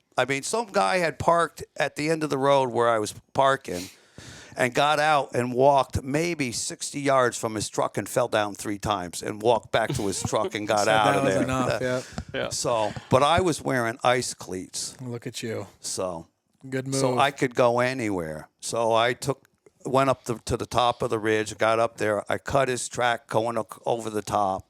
He had come back up overnight kind of thing, and he was headed down to the backside. I walked on a trail that was a porcupine trail. He went on this, it was literally straight up rock on my left, and then a sheer drop, 60 feet drop on the right. And it was basically a porcupine trail along the ledge. And he walked on that, and I tracked him through that. He came to a spot where it was sheer rock, not a tree within 30 yards of you, and all ice. And he literally split-toed, slid down off and catapulted off of that rock like a 6-foot drop. Oh my gosh. To the point where I got down there, and I got, because I had ice cleats, I could walk right to the edge and then jump myself down on his track. So I got down down in there, and I got down onto this bench, and I had jumped some deer off of this bench prior. So his track kind of hooked to my left, so I hooked to the right to get a good look at that bench, because I jumped deer off of that bench before and thought that he might be laying there. So as I was making my way to that bench, I was, peeking up over the lip and looking down. Well, I see a deer bedded. So I pulled the gun up, look, no horns. I look up the ridge a little more. There's another deer, and there's a third deer. So there ends up being 3 deer laying there, but not one of them had horns. So after a while, it was a wicked windy day. I mean, wind was whirling back and trees almost snapping kind of thing. Well, one of those does eventually stands up, and she's got her nose up in the air. She'd got a wind of me, but didn't have a clue where I was or anything. And then as all the 3 deer stood up, I'm watching them, and I'm waiting for a fourth one. Nobody cut, no other deer, and they bailed over the lip. And I'm like, crap, no buck got up.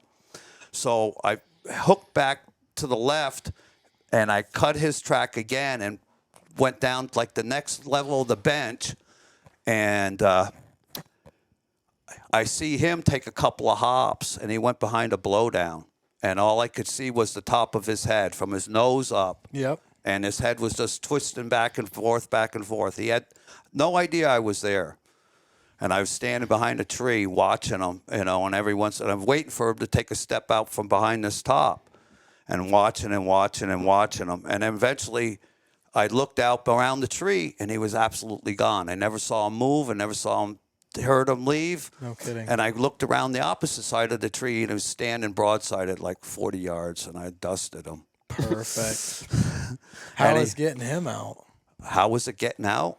Well, we had to take a fishing pole and cast it across the river, and he called me that night, and he told me about, he's just like, we're definitely not dragging him out the way that I walked in. There's no way we can. I mean, you'd need a helicopter. So we were trying. When they logged that, they did it with helicopter. Yeah. So we're talking about it. We're like, well, we'll walk up the other side of the river, and then him and another buddy went in the way that he, went all the way up around and could get around the river. They came down in and they got the deer out of the tree, dragged him down to the river, and me and my buddy Steve are standing on the edge of the river with a fishing rod, and I cast across. This is a pretty sizable river. We're talking 35 yards across, and it's raging. Like 100 feet. It's raging in the end of November. Like the water's high and cold as hell. So I cast the rod across. They tied a rope to the end of the line, reeled the line across. Okay, now we got a real line. And he freaking tied it around that deer's antlers and sent him in the water. Kicked his ass into the river. And we're pulling the rope, and you can just feel the deer going down the river. We're pulling as hard as we can. And I'm like, we think about it now. We're like, man, he could have got caught on a rock or something. You could just feel him bouncing the bottom coming. He was floating. Then Wouldn't he'd be have sinking. been cool to video that. And we got some great still pictures of it because they were taking pictures from across the river at it. But it was 35 millimeter days. Those, no cell phone. And I think it was 2000. It was we didn't have it was flip phone, so it was like the photos were shit. It would have been before that, probably 2000. Yeah, I think it was in 2000. Yeah, That's what I shot. I'll have to look and see when it was. I know we have a bunch of those because we had those one-time use cameras. You had to get them developed. Oh yeah, the disposable. Yeah, I was 4. Yeah, 4 when you killed that. But we got the deer on the other side, and then we, he was like, this is the first time we get to lay eyes on him. It was like, man, what a box. So dandy, huh? Me and my buddy started dragging him out, and then they met up with us and took us all day get him out. And what did he weigh? He weighed 195. He was right at just under 200. Yeah, but he'd hung all night and he was totally clean. And then so he lost a pound easily, a hair. There was nothing. No, on it's 199. Yeah, it was 199. He was just under 200. Wow. Yeah, it was just a pound under. And he'd hung all night. So and then we dragged a pound of hair off of him and taking them down. Put another pound of water on them, though, by the sounds. But that was a great their hair freaking beats it right off. Oh, it does. Yeah. Awesome. That was a great buck, though. That's a solid, It is. That's a solid buck, 130 buck. Yeah. Have you had your buck scored? No. No, don't care. No. Nope. Doesn't matter. Don't matter. Curtis called him, and he's just like, when I shoot one that's Boone and Crockett, I'll get it mounted. Other than that, nah. Okay. So, I mean, because I bet you, geez, in Vermont, you've killed probably. He's killed a pile of good ones. I mean, I bet you around probably 10 that would make the book. Yeah. Or so. Yeah. Which that's like my buddy Steven Morris. He's got 10 that have made that's hard to do, man. Yeah. That's hard to do in Vermont. 110 does not come easy. Yeah, but I've been doing it for 50 years, basically. I mean, not killing deer necessarily, but been hunting since 50 years. Yeah, you've killed some dandies. Really have.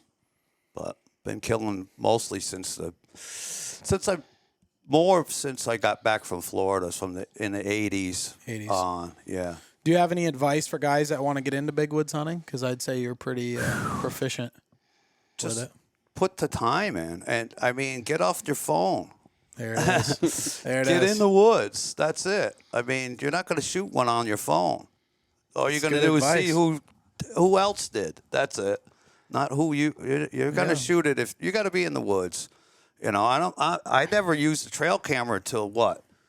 2 years ago. 2 years, 3 years ago. You know, I never had a trail camera. Just hunt big sign. Yep. Just look for. I mean, every time I ever shot one, it was a surprise. I didn't have Which is 20 cool. pictures. It Yeah. was like Christmas without Yeah. peeking. Yeah. You know? Yeah. Now Without we're all going into your parents' closet, you know, That's before good they were stuff. wrapped, Yeah. you know. So, That's good stuff, man. and the same in Maine. Definitely was Maine. You never knew what you were shooting. I mean, you knew could've it was a been, big yeah. buck, You just but had you no didn't know idea. what it was going to have for horns. Right. I mean, because you were just seeing a flash of antlers kind Right. of thing. It's thick. I mean, there was one there that I shot, you know, tracking. He jumped up out of his bed. I never saw his horns. I heard his horns. There you go. I could hear him hitting the whips as he was running. I knew he was. I knew it was a big deer. Yeah. So, but I never saw his rack. So, I mean, I just whipped the gun right up. I mean, I had 30 yards, 35 yards. He was roaring and just boom and shot and double lunged him. So he ended up dying in a dried up beaver pond, and his head was tucked in his forearms, and his front legs were up to his elbows in muck, Oh my gosh. and he was just sitting Yep. there on like scrunched it, you know, sitting up, Yep. like praying. Right. Yeah. So, and I mean, I grabbed his horns and, you know, I sucked them up out of there and, you know, dragged them out. I ended up dragging them out by myself, which took most of the day. I shot them at like 10 o'clock in the morning, and I got them out at like just at dark. And So, then you've had a ton of snow before. You shot that one buck on snowshoes. It Yeah. was like 4 feet of snow or whatever. it was up to your crotch. Yeah. Yeah. It was deep. Yeah. They can't go good in that, can they? Not if they got a bullet in them. They don't go very good at all. They go really slow. So, but no. man. But no, I good never stuff. saw so many dead deer that year. Oh, I I believe mean, it. people were killing them left and right. Really? Yeah, because they were all headed to the yard. Yeah. Yeah. You know, they were all headed to the yard. I mean, the snow came before Thanksgiving. Yeah. So they So- were headed. And so, of course, the rut, you know, is really hot around in northern Maine about that Thanksgiving week Yep. is when it really so-called peaks. So, and they, you know, so the does are all go to the yard yards. first. And And then- then all of a sudden they're starting to go in the heat. And so all these bucks are coming from all these ridges headed for the yard because all these does are in heat. Right. And I mean, they had to cross roads to get there. Right. And guys are sitting in sleeping bags on these yard trails, shooting them as they're crossing the road. Yeah. So, I mean, That not that I happens. was doing No, but, no. But I just never saw I never saw so many big dead bucks to the point that you thought, well, there won't be one left next year, kind of thing. Mm-hmm. But there was, obviously. There always There's- is. So, You know, I've said this a bunch of times But- on the podcast, but a white-tailed deer is the oldest deer species on the planet. Did you know that? no, I did not know that. And they're like cockroaches. Yeah. They say 3.5 million years, I believe. Huh. Wow. They've been here. Huh. That's a long time. They're pretty resilient creatures. Yeah. Well, Really? they can live in a lot of different environments, They obviously. can. I mean, All the way from from the Keys, Mexico. Florida, Yeah. up to the northern part of Maine and beyond, Canada. Alberta. Yep. Yeah. A lot of places they got a big range. Pretty hardy. Yep. So, one question I like to ask guys when I wrap up the podcast is, what advice would you give your 25-year-old self about deer hunting?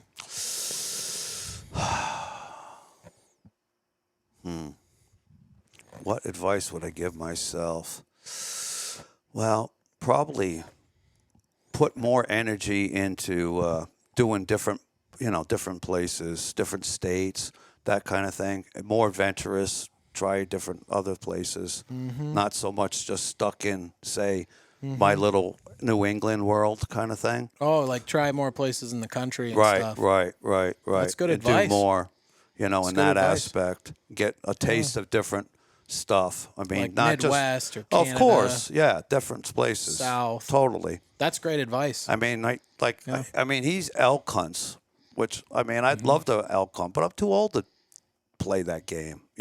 Packing hundreds of pounds of elk out of the mountains of Colorado. I mean, it just That's something I want to do. you I want to know? go bow hunt out there. So, I mean, my new kick is this thing. The bow? Yeah, You like shooting a bow? yeah. That's cool, man. I've never shot a big buck with a bow. Well, I have a feeling you got a good chance of it. So that's my bucket list. So, I mean, discovered this thing. Have you heard of it? YouTube? Oh, yeah. Yeah, I know. So I discovered this thing, YouTube, and I'm watching these guys, the hunting public, whoever, Yep. shooting these beautiful big bucks out of tree stands in different places. Mm-hmm. So I've never shot a big buck with a bow. I've shot a bear with a bow. I've shot doe. I've shot little spikes, 3-point, whatever, Yep. but never shot a big big one. buck. Right. So I'm like, man, I'm 63 years old to 62 at the time is what I was. I'm like, if I don't do this and don't get moving on it, I'm never going to be able to accomplish it. So we went right out and bought a brand new bow and arrows and press and saddle and Cool, the man. whole schmear. So I probably got $10,000 invested in archery crap and all this and hours. But the first time I went to Mass bow hunting, the first deer I see was like a 130-inch 8-pointer at 40 Really? yards. Yeah. After hunting 50 years in Vermont, I've never seen a 140-inch 8-pointer walk by. Yep. In 50 years, and how many tree stands? I mean, I'm going back to lock-on Baker climbers, of years. I mean, I was a mobile hunter before it was a It word. was cool. Yeah. So You were way ahead climbing, of the curve. I mean, I don't know if you ever heard of a Baker tree stand. You Are can they Google it. Are they aluminum? Yeah, aluminum frame with a wooden platform. Yeah, they had it was a wooden platform climber. And you hug the tree, and you Only a lift, bottom. Yeah, and you lift your You hug the legs tree, and tunk, yeah. tunk, tunk Back up when the men tree. were men, right? Yeah, exactly. And the way the leverage was on it, you didn't want to step close to the tree. No, You're going you want to Then it would stay on the end. You go yeah. right, you have And you to probably step. didn't have a harness. No. Yeah, what's a harness? We weren't right? afraid of heights. No, no. No. So, Man. no, I slid down a tree one time in Oak on one of those, Did you? like a fireman on a pole. Oh, I believe Not, yeah. the bow. We didn't probably- cut hair for a few days. No. We had no fingertips. Oh my gosh. Yeah, my chest looked like I had sprinkled pepper all over. It was bark all up under the skin of my chest. My shirt had rolled right up, and it Dang. freaking, oak burn instead of road burn. Oakburn. Yeah. So man. a bathtub and some Epsom salt felt really good, and a believe scrub brush. Yep. Yeah, trying to get that bark out from under your skin. But yeah, I used to hunt out of one of those things, and I mean, I had set it up with back straps and could put it on my back and literally carry my bow and Away you'd go. away you go up the ridge. And I hunted a lot of so-called big woods, looking for big rack bucks with a bow. Not even be able to see one, nonetheless shoot at one. But our know? bow season in Vermont used to be, now it covers the pre-rut, Right, and into more the rut so. a lot better. Right. So, before But- it ended, like October 20th or Yeah. something. So it was just when it was Missed getting it. good, it was done. Yeah. But I mean, in this, when I was in high school in the 70s and stuff, I mean, it was nothing to see 8 or 10 deer from a stand Really? at that time. But it would be all spikes Does and and- does and stuff, But I mean, I went one season. I think I saw a deer every day from a stand. Pretty good. Because there was that many deer, but they were like cockroaches at that time. They were everywhere, Yeah. kind of thing, chickmunks. But you weren't seeing big rack type deer. So yeah, I'd like to shoot a big buck with a bow. That's my so-called bucket list goal right now. So Well, I have a feeling you're gonna probably do it. eventually, maybe, who knows? Just put the time in.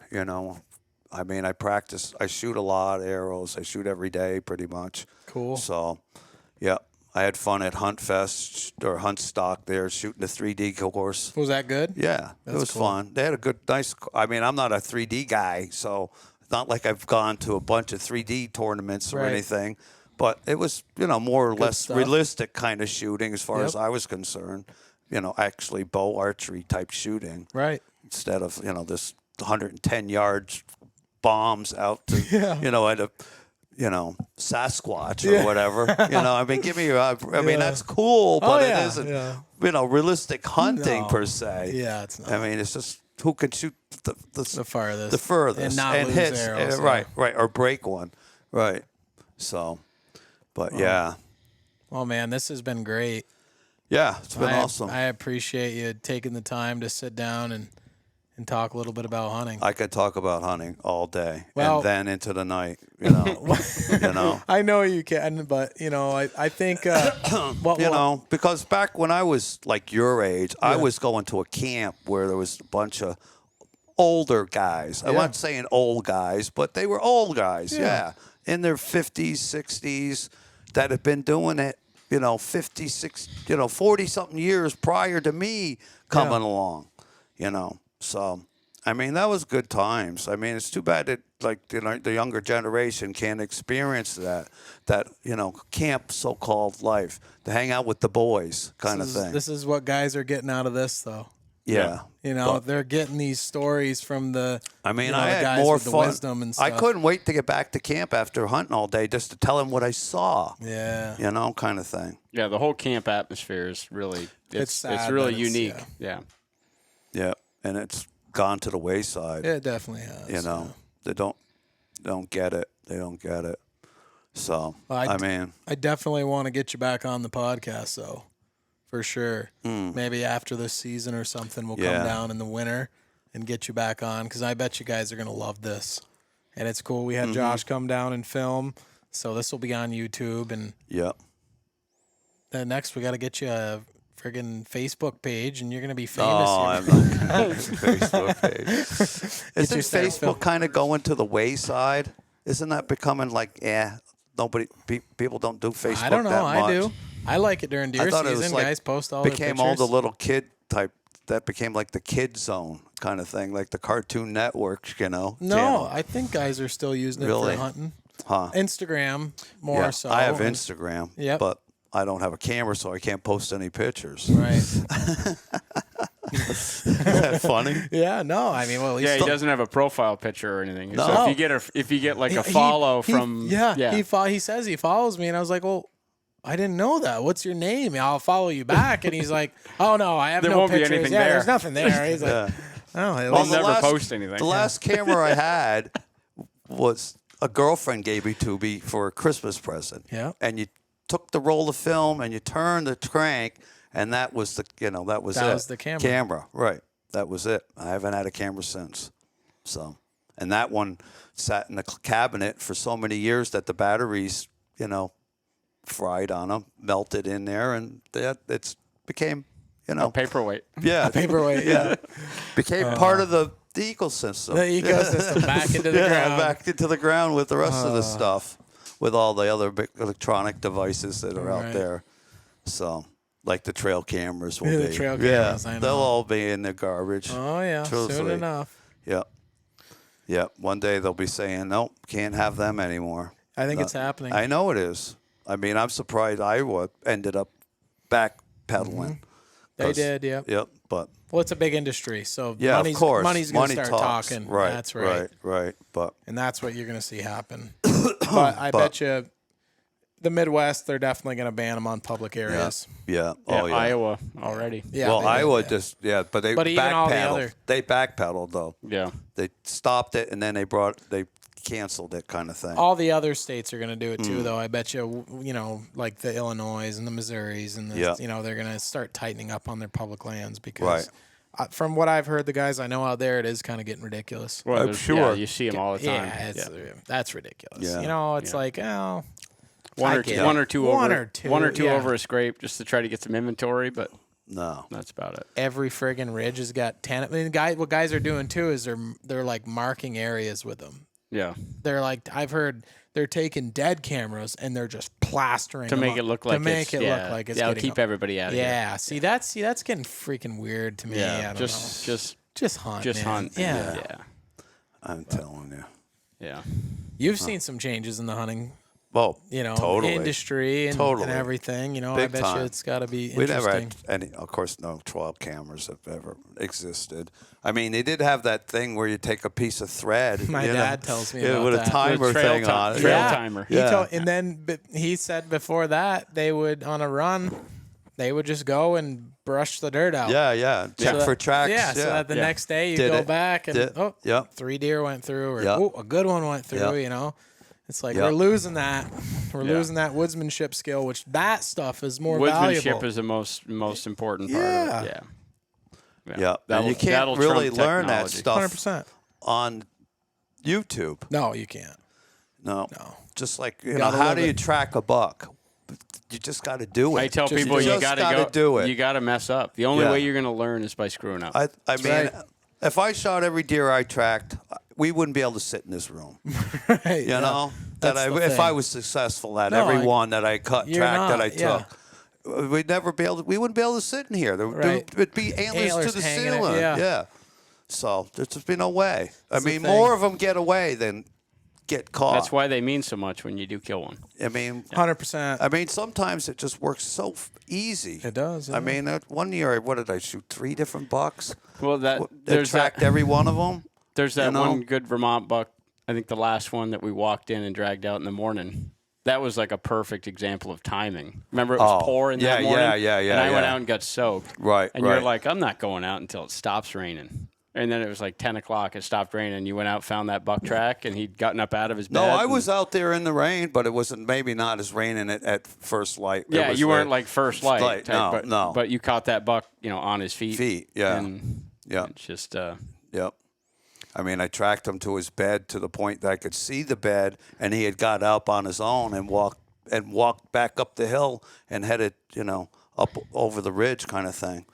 So, I mean, So of course I just, instead of going all the way down to where I just followed him back up, and it was a cut right there, and he was in there feeding in the cut and Got him. got him. Yep. So. Yeah, I think a lot of times people, they overthink the tracking thing. Yep. It's like, dude, just get on a track and follow Right. it and Learn from your mistakes. bump them. That's it.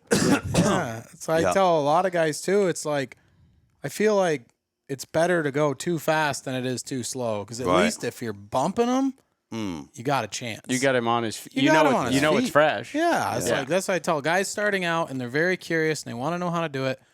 Just go fast. Right.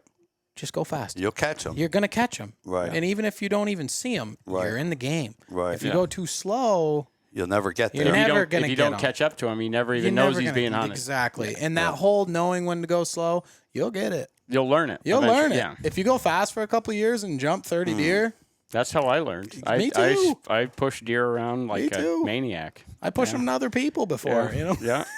I go by the terrain change. You do? Yeah. Yeah. Meaning how, if it's going from obviously hardwood to softwood, it's like, oh, yeah, he's Brakes probably get on, right. yeah. Yeah, got to slow down. He's right ahead of me kind of thing. Or if you, see a knob in the distance kind of thing, a know little he might be point. up there. Yeah. Do you like? I mean, I've even left the track and tried coming, doing that trick. I do that a lot. And sometimes it works out, other times not so well. Sometimes you waste a lot of time. You Yeah. got to go with your gut, though. Yeah. Oh, You yeah. know, Oh, if your yeah. gut's if you don't listen to your gut, that's the one time it's going to bite you. Right. Oh yeah. Yeah. Like that buck right there on the end, that 9-pointer right there. Yep. With the broken tines and stuff. Yep. I tracked him in a rainy, snowy day. One of the, snowed, get up first light, snowing out. Beautiful. Get dressed. By the time you're dressed, it starts to get daylight, rain. Mm-hmm. So it's raining. So I parked I had friends who would let me park in their yard, and I hunted this place. I call it the Hole, and it's just a deep ravine with a brook at the bottom. Yep. So I hike out behind their house. I cut a buck and 2 doe tracks, headed down into the hole.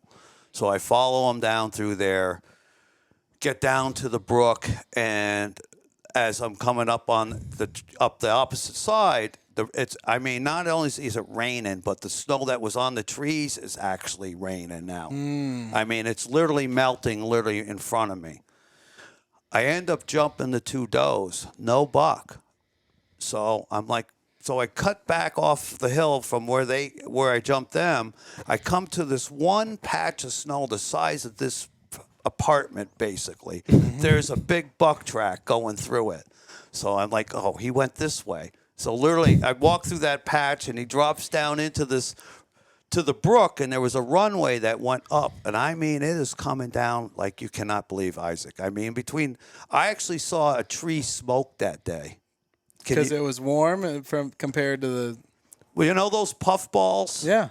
Well, it was raining so hard, the raindrops were hitting the puff balls on a log. I thought it was a guy smoking a cigarette because I saw these puffs of smoke ahead of me. Yeah. But it was those puff balls were popping from the raindrops. That's good. I mean, my scope was just, fogged right up. Not fog, but just water. Yeah. Looked like looking through a bottle of water. Oh, my gosh. So as I'm walking up this run that's going up this spine, I see a deer's ass move. Mm-hmm. I mean, his ass was sticking out. There was the trunk of a top, and his butt was sticking just out beyond the butt end of it. And I see his ass move, and this buck stands up out of its bed.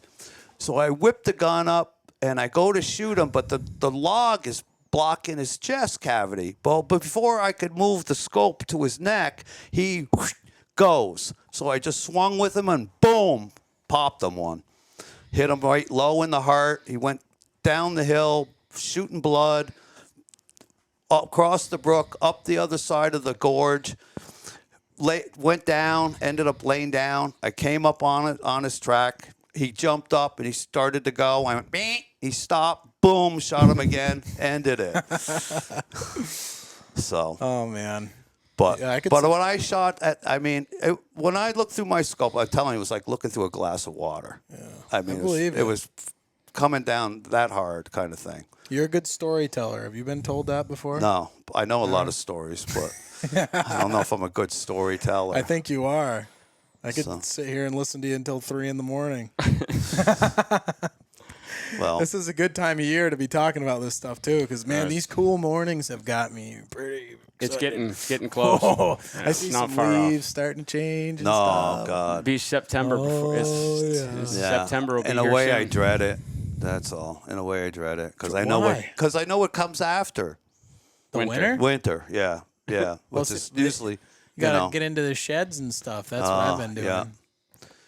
Well, I've been, obviously rabbit hunting in the past, but those days are coming to an end. Yeah. Yeah. Well, my dog's getting so old, so she's the last of 9. Oh wow. Yep. She's been a good dog. Did a lot of rabbit hunting over the years, did you? Yeah, we did. Yeah.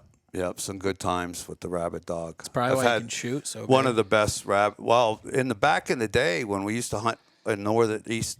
We used to go rabbit hunting up in the northeast, like Island Pond area and stuff. Yeah. I used to just hunt with a 22, with a peep? No, with a small variable scope or just small fixed scope. But I had a Remington slide gun that I would use, the same as my Remington pump rifle. So and shoot running rabbits. But those snowshoes run pretty. Oh yeah. They lope nice. It's great practice. Like a deer. Was. Yeah. Yeah. They're just like a little teeny white. They are. And so then when I switched to the bolt, I went and bought a left-handed bolt, 22 rifle. So and I shoot that. Practice whatever. But I shoot my deer rifle quite a bit, even off season. So. I mean, that's good. You can't. Well, you can get factory loads, I guess, but I have all reloads in my gun. But the 284 is a hard caliber to find bullets for. I guess I haven't even really heard of that round. You never even heard of one? Not a 284, no. He's gonna go grab it. Oh, there it is. Oh yeah. It kind of looks like a 308 basically, but it's 7 mil, short action. Yeah, it almost looks like a real juiced up 243. It's a hell of a round. Yeah, It just never got the never caught on. from the 60s. like an 06 or whatever. Well, no, never caught on like a 30-06 No. or the 308 or whatever. 243. But yeah. but if you go on YouTube or what's that, Ron Spooner, he's a big 284 guy. Yeah, he likes that caliber, and he actually loves the ultralight. He has an ultralight himself. So Cool. but yeah, evidently he is kind of friendly with Mel Forbes. Is he? Yeah, from what he says anyway. He just recently sold. Mel Forbes just sold it. the company again. Yeah. Yep. So yeah, those guns are like $4,000 and up now. Oh, yeah, they're super expensive. Oh my gosh, almost like a pump nowadays. Friggin' Yeah. pumps are like $4,000. It seems like Yeah. unreal. Yeah. Yep. I wonder if they'll ever make them again. I don't know. $500 gun going for I know, $3,000, isn't it $4,000, crazy? $5,000. Isn't it It's crazy? I got a few of them, and that's all I need. And Yeah. I'm not like I still got buddies that they just buy them. I wonder if Mark Woodman would ever make one. I've heard. I think I've he heard is. rumors. Yeah. Yeah. I've heard. Rumors. I have that feeling too. Yeah, I'll tell you what, it'd be a hell of a market if he did. But I don't know if he can. I mean, well, who's got the? He'd have to get an FFL with a firearm. That would be the thing. The muzzle Right. loaders, you don't need an Need FFL. one, right? Plus, what about him? Going through what because of. Could he copy the actual 760, or would he have to do something completely different? Otherwise, I mean, does Remington own the patents and all that? I'm sure they own patents on certain parts of it. Parts of it, but Right. I'm sure Mark seems like He'll pretty put his clever. own signature on it. Yeah, he seems pretty clever. I bet you he'd come up with something probably better and Right. more functional than. A forearm that doesn't jiggle. Yeah, I mean the funny thing is about the guns. I love the guns and I'll always use them. That's what I use for a deer rifle. Yeah. But if you boil it down, in my gun safe, the nicest gun I own is that Woodman. Yeah. Like the pumps really My aren't- favorite gun to carry. Yeah. By But like far. the pumps aren't that they're not like a high quality gun. They were No. kind of a brush beater. Yeah, That's what they are. they're a tool. Yeah, it's a tool. They're a tool, But 100%. that if he could make some pumps that The were trigger that he's got on that muzzle loader, it's yeah, just it's a, all- I have a lot of fun carrying that gun. and they're like a clock if you ever take the action out of it. Have you ever taken the action out of one? I haven't taken. Oh, they're pretty complex. Yeah. Oh yeah, I accidentally pushed the wrong pin out one night. The night before Massachusetts. Mark or Timmy can actually attest to this. I was on the phone with those guys for like an hour. Like, okay, how do I put this? FaceTime. Yes, It. Yeah. FaceTime. I'm like, because there's a pin for the friggin' the trigger assembly, and then Yeah. there's a pin for the barrel, and I always pull the barrel off to clean it. Yeah. And I pushed the wrong pin out. Oh, And boy. when you push that pin out, there's springs All sorts of going stuff all going. over. And I could not get it back together. So they were real good about it. Oh, yeah. Yeah, they were freaking FaceTiming me at 9 o'clock at night, the night before a season, to help me get that trigger assembly back in. But they're Man. great guys, and they Yeah. stand behind their product too, because like Customer service is a huge part of it. Yeah. the bead on the end of my peep barrel, because I have a barrel with a bead and I have a barrel with a scope on it, but I beat the heck out of that peep barrel so much that the fiber on the end's like hanging on by a friggin' whisker. Yeah. All that's all mangled. And I was like, hey, I'll buy another one. Can you get me one coming? And he's like, nope, we'll just send you one. Which Yeah. that's That's awesome. that's awesome. Well, you're gonna get that with anyone else. No. Right. It's a good. They're not cheap, Right. No. but like my grandson's gonna hunt with those guns. Yeah, you got everything. Yeah. Yeah. Well, They're I think good that's guns, what man. Thompson Center was like back in the day when they were in their heyday. 100%. Yeah. As far Yeah. as customer service and all that kind of stuff. when you have a company and it starts Family oriented Yes. and all that, and there's good roots and stuff, Right. it's like what I'm surprised is, well, not surprised, I guess, but what I could see happening eventually is like a Thompson Center buying him out.